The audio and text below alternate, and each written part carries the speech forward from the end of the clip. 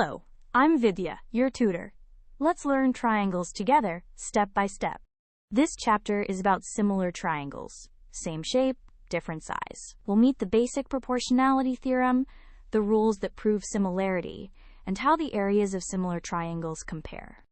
Two triangles are similar if they have the same shape. Their corresponding angles are equal, and their corresponding sides are in the same ratio. We write similarity with a tilde. The basic proportionality theorem, also called Thales' theorem, says a line drawn parallel to one side of a triangle divides the other two sides in the same ratio.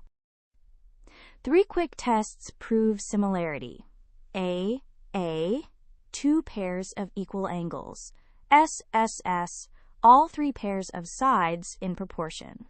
And SS, one equal angle with the sides around it in proportion.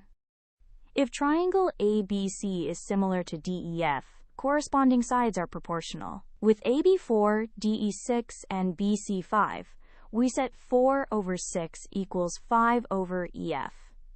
Cross-multiplying gives EF equals 7.5.